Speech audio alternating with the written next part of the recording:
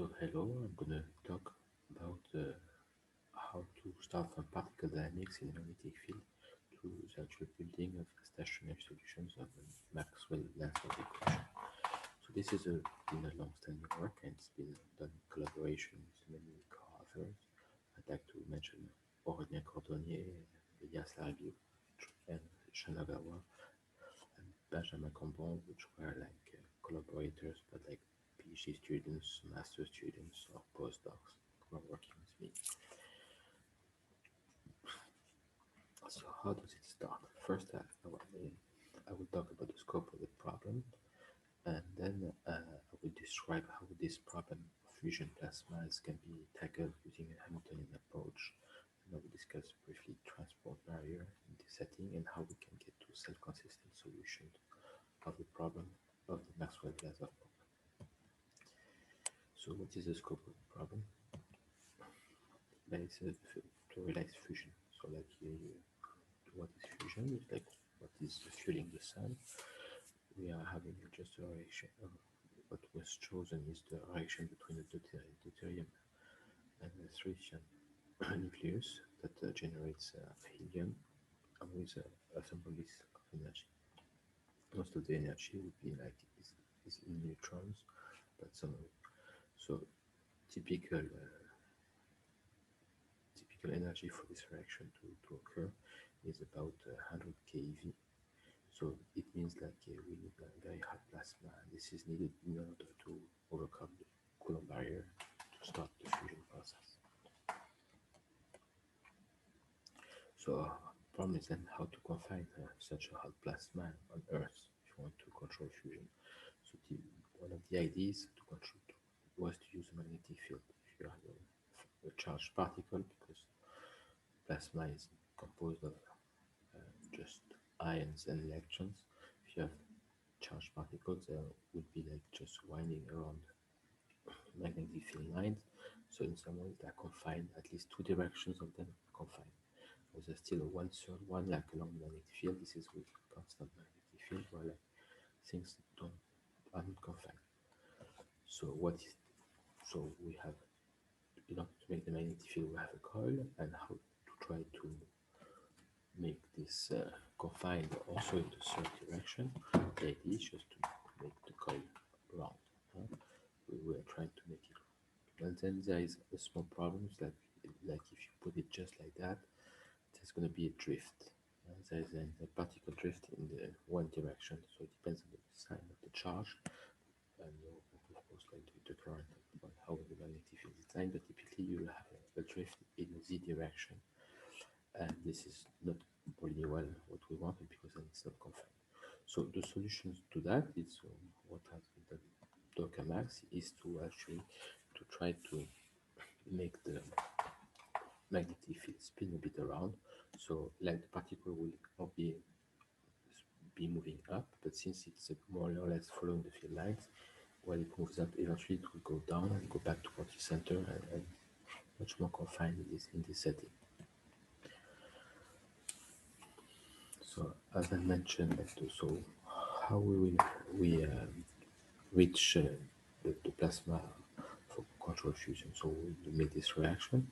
What we want is like to have the plasma at about 100 million degrees and a density of 10 kilo 20 particles. So in this the tokamak, the poloidal, so the magnetic field that helps for the confinement, is created by the plasma current.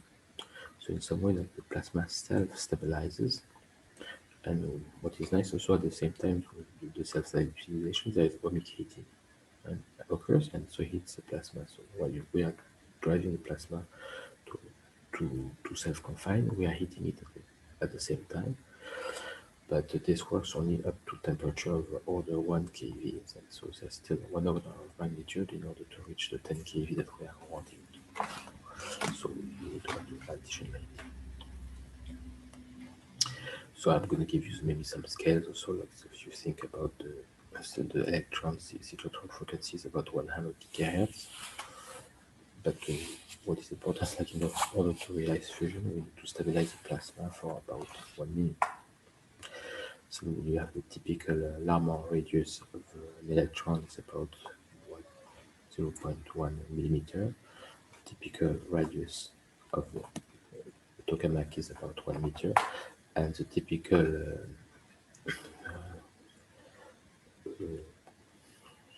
I forgot how to say that in English. The mean free path, the mean free path is about 1 kilometer. So it's about 1 kilometer before one particle actually hits between quotes another particle. And the typical speed of the electron, which is the fastest, is about c over 10, so 1/10 of the speed of light. So we are more like in a non-relativistic context.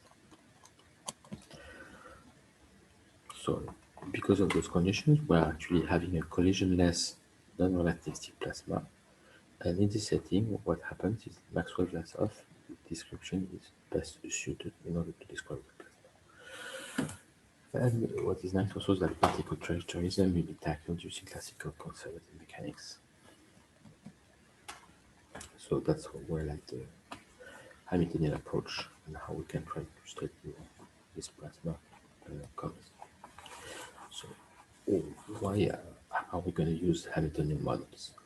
First of all, because of there's classical mechanics, like if you just look at the motion of a charged particle in a magnetic and electric field, it's just simply Hamiltonian, the general Hamiltonian force. But also, what is in this constants, like there is a magnetic field, and the magnetic field is very important for confinement, and it's also like a divergence-free field. And actually, so the field lines of the magnetic field also have a Hamiltonian structure. So there is the field lines of the magnetic field, or around which the particles are more or less trapped or turning around. And at the particle level, charge particle level, there is a Hamiltonian that is describing the motion. And in fact, there is even a higher level model, which is that the Maxwell-Vlasov system itself is a Hamiltonian model for the general framework. So, like, I'm just going to talk about quickly about what is the full-fledged Vlasov equation. So here, like, we will think just because we will neglect radiation, it's just like the one particle density function, and we will just say like this is conserved one. So no, the particles are conserved. The number of particles are conserved. So the level sets of F are conserved in some ways. And this translates into the fact that the Vlasov equation is this way, while this is the spatial gradient, and this is the gradient of F according to speed, usually. And then like here, like we have the speed and the force. Problem is like this is like a 16 to do numerical simulations of this system, because you have to work in 6 dimensions. I recall that F is depends on the positions and the speeds. And then also you have the range of scales is huge. We talked about 100 gigahertz to about 1 minute. We talked about millimeters, 1/10 of millimeters to kilometers.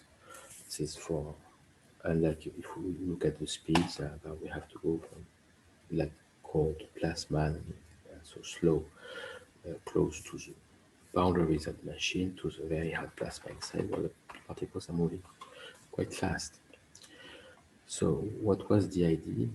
Like numerically, at least when people were trying to do numerical things, it was to use a so-called adiabatic invariant.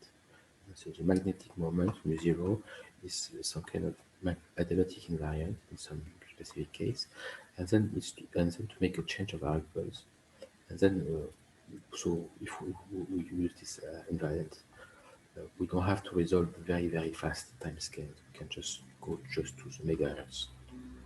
So like we are saving a lot of efforts.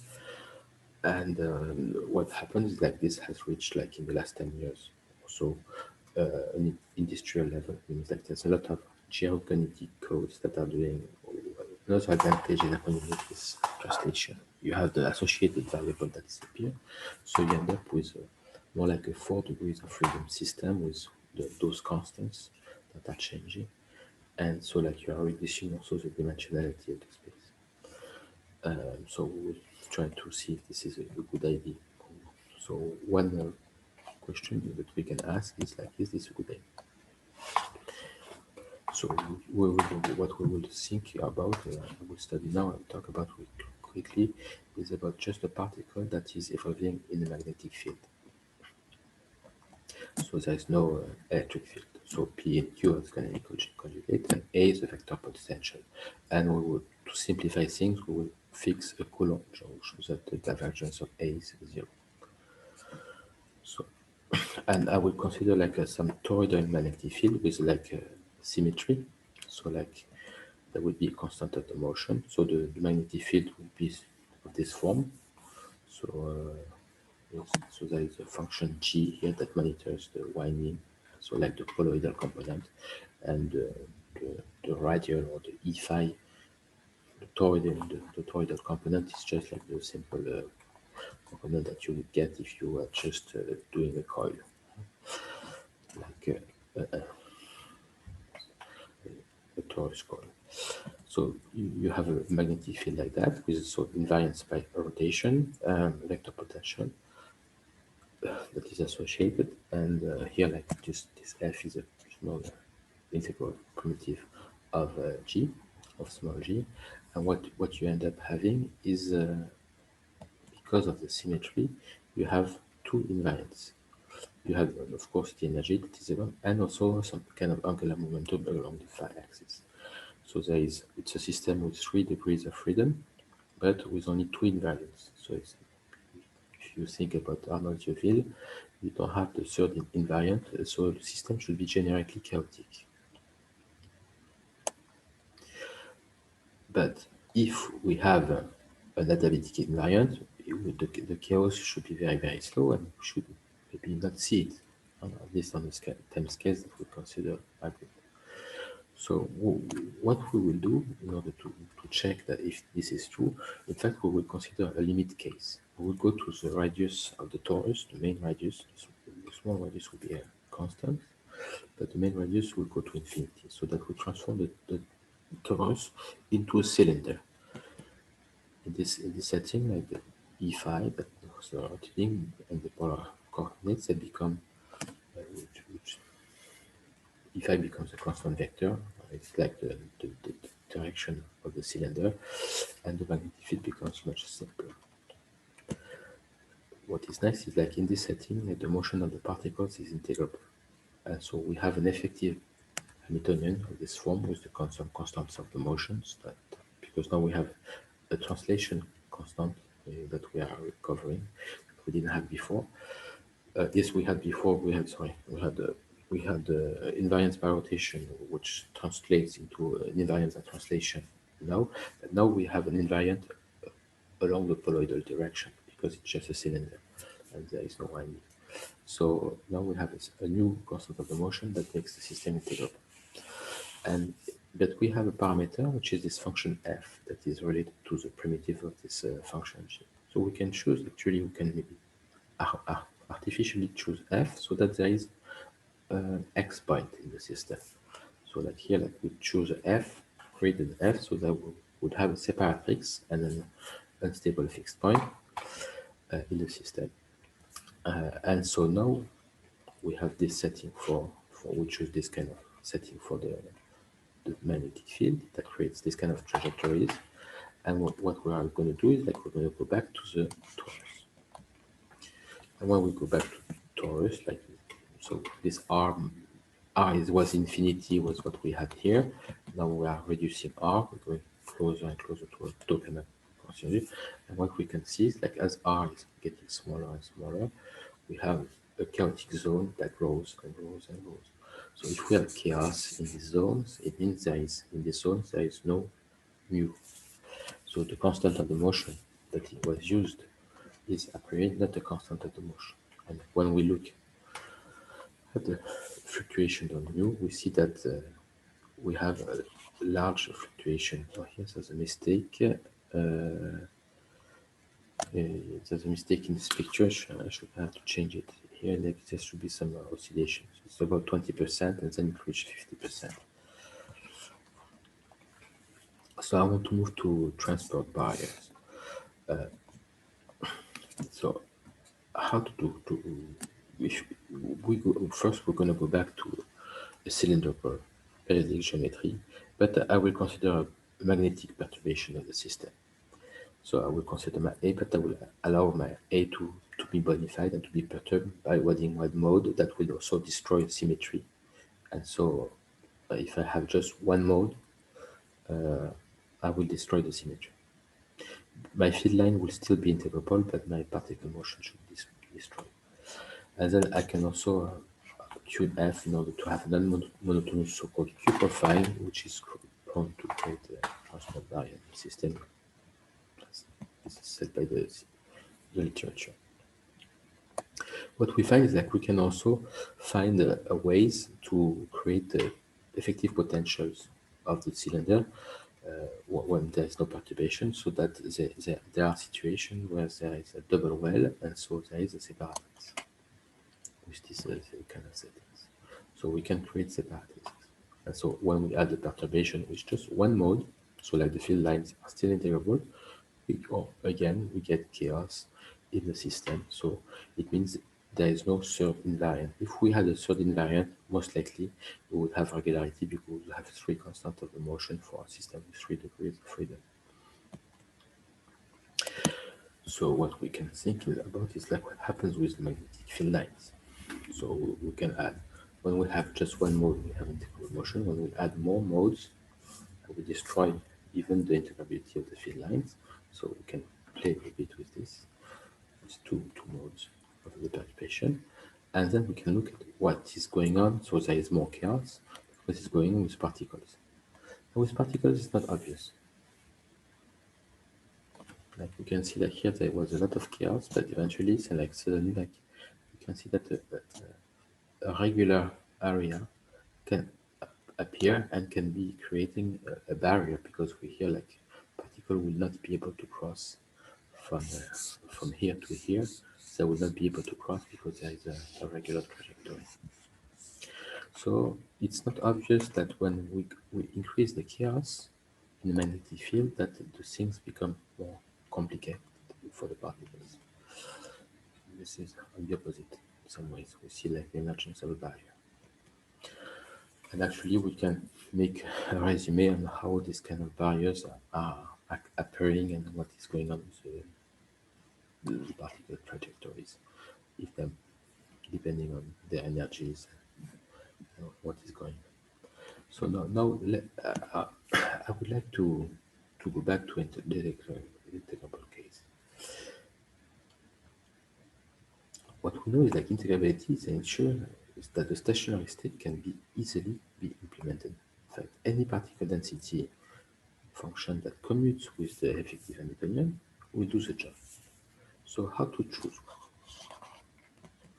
Actually, what we could say, okay, we will choose one to maximize the entropy. And then we will just add some constraints. So at the constraints of the conservation of the number of particles, the conservation of the energy, the conservation also the two other conserved quantity, which is the angular momentum and some translation, P and L. So when we add those constraints, then we extremize the action in order to maximize the entropy, and then we maximize the entropy under those constraints, and we get a typical distribution of this form. And what we find is that depending on the conditions, on the plasma rotation and the existence of separatrices or not, what we can see is that we can get very, very steep profile that are stable, that are showing us the behavior of a transport barrier in the system, while we can get still a profile. So what is interesting also is that this is an equilibrium profile in the tokamak. So, but without self-consistency. Like here, like we just put particles in external magnetic field. But we have a transport barrier that can emerge that is due to the presence of like a separatrix. So how to move from this to a self-consistent solution? We see that if we have particles in magnetic field, we can have like an describe this as integrable, describe this as what we saw like a particle density function that is a stationary one. But how to move to a self-consistent? Actually, when we have this, for example, if we have this f0, if f0 is known, is fixed, we can also compute, for example, just the current. Okay, I have f, so I can compute the current along my cylinder. And then what I know is like that my current actually is related to Maxwell ampere law. Is related to the magnetic field, which is itself related to the vector potential. So in fact, when I'm computing my current, I end up with a self-consistent equation on the vector potential, which I can try to see if there are solutions. And in fact, once I dimensionalize it, I can find actually solutions. I find exact and identical solutions exist when A equals 0, but usually they are not physical.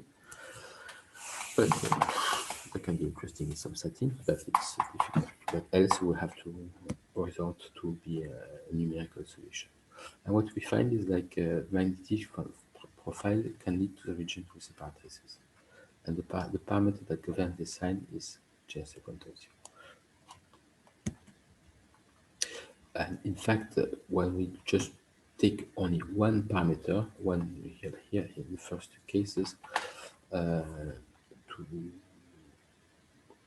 I don't know how to say here, like we just consider like self-consistency, considering that the current along the axis of the cylinder.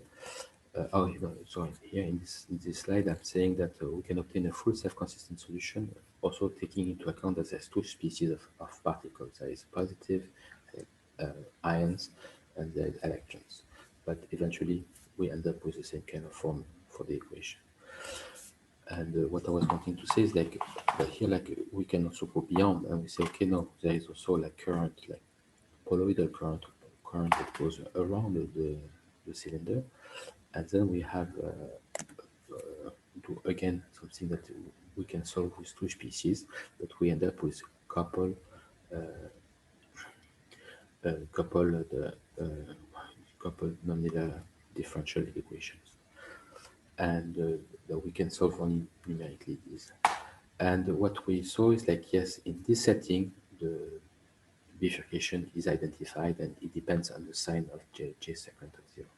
That's one side, and when depending on the sign of this, so we can see that, oh, I have to, it's a bit too large. But when the sign of this j second of 0 change, that we can actually increase a bit here, like it creates a bulk, but actually then there is a steeper descent, so we create a stronger barrier, and plasma is better confined. Even though it's not necessarily confined in the center, but it's better. There's more particles and it's hotter towards the center than after this strong bifurcation. So what are the conclusions of this work? It's like the gyrokinetics may give wrong results, especially when dealing with transport. What we can do is like we have to make some test of stability and obtain density profile when moving to the torus, because here like we studied like the system like in at least 4 self-consistent solutions in a cylindrical setting. And then what are the perspectives would be to compare what happens with how does our solution compare with magnetohydrodynamic results. And maybe we can also try to think of testing other type of solutions, because here like we just consider the simplest cases, but maybe we could try the Lindenbell approach. And the last question, and that's maybe very, very optimistic, is like, can this be useful for a reactor design? It's like, so if we find that our solutions are stable and that they have some meaning in the fusion conditions, can we try to use them to try to make a stable reactor? Well, thank you for listening to me. I hope I'm some time.